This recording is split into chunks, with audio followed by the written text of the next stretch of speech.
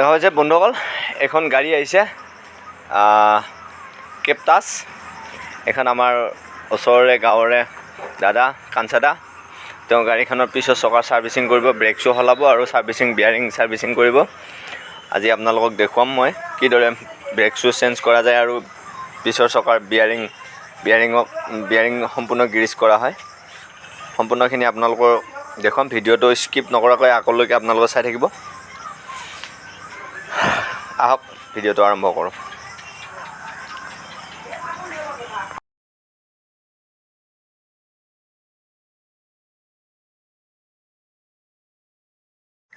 দেখা পাইছে, এয়া মোৰ হাতত 30-32 ৰেঞ্জ লৈছোঁ মই। চকাটো খুলি, চকাৰ চেক নাটটো খুলি সম্পূৰ্ণ চকাটো বাহিৰ কৰি ল'ম। এয়া মই দেখুৱাইছে, খুলি ল'ম। চেক নাটটো খুলি লোৱাৰ পিছত আপোনালোকক চকাটো খুলি তাৰপিছত ব্ৰেক শ্বুযোৰ সলাই, এয়া দেখা পাইছে ব্ৰেক শ্বু। সম্পূৰ্ণ কম খৰচত আপোনালোকক মই আপোনাৰ এই ৰিক্সাখন মই বনাই দিয়াত চেষ্টা কৰিম। আপোনালোক আহিব।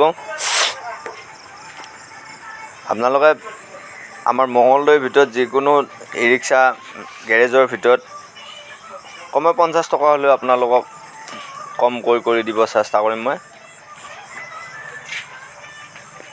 এই দেখা পাইছে, চকাটো খুলি ল'লোঁ আমি। ইয়াৰ পিছত মই যিটো পিন আছে আমাৰ ব্ৰেক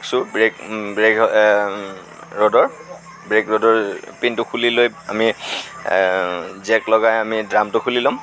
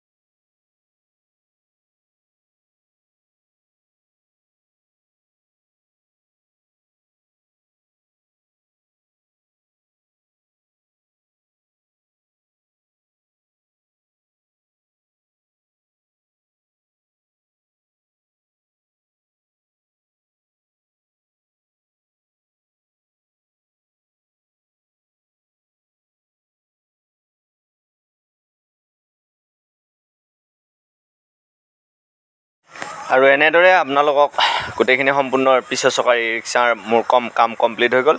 আশা কৰোঁ আপোনালোকে ভিডিঅ'সমূহ চাই থাকিব। মই আগলৈকে এনেকুৱা নতুন ভিডিঅ' লৈ আপোনালোকৰ আগত ই ৰিক্সা সম্বন্ধীয় ভিডিঅ' লৈ আহিম। এই দেখা পাইছে, কাম সম্পূৰ্ণখিনি আপোনালোকক দেখুৱাব নোৱাৰিলোঁ, কিছু সমস্যা হোৱাৰ বাবে।